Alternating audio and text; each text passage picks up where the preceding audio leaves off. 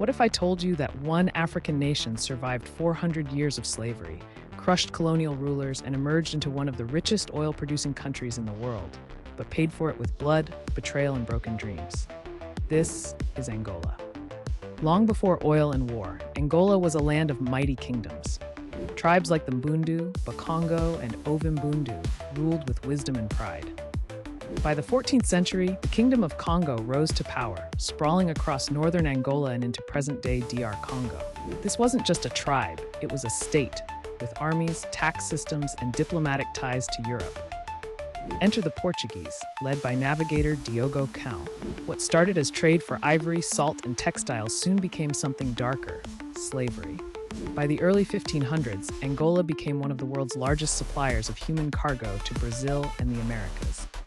Millions of Angolans were ripped from their homes, branded, chained, and shipped across the Atlantic. But Angola had warriors. Enter Queen Zinga, the most badass woman in African history. In the 1600s, she resisted Portuguese expansion fiercely. At one famous meeting, the Portuguese governor refused to give her a chair. So what did she do? She ordered a servant to crouch like a stool beneath her and sat down eye to eye. She played diplomacy and war like a master, switching sides between Portugal and the Dutch. Nzinga died at 81, a warrior till the end.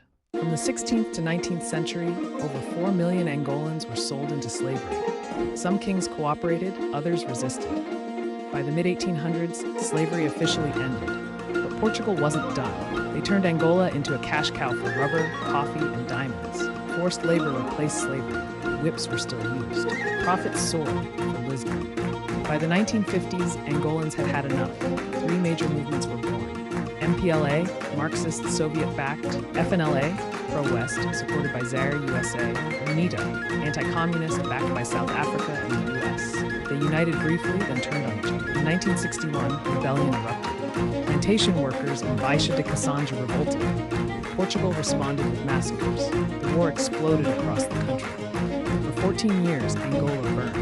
Then in 1974, a coup in Lisbon brought down Portugal's dictatorship, and the new government said, "Fine, Angola, you're free." But freedom came with a price. Independence sparked a 27-year civil war. Each faction was backed by global superpowers.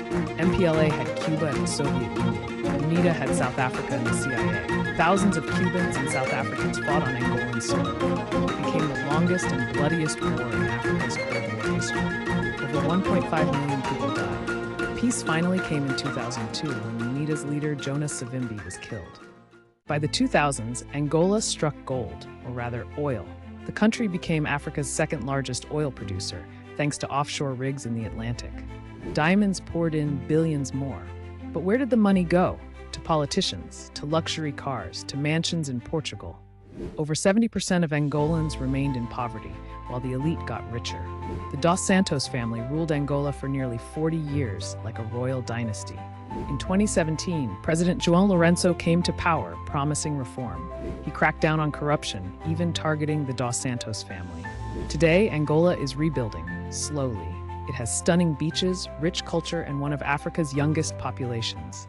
But scars remain. Ghosts of war, inequality, and lost generations still haunt this land. Angola is more than just war or oil. It's a nation of survivors who dance through pain, rose from ashes, and still dream of something better. And that is the full story of Angola.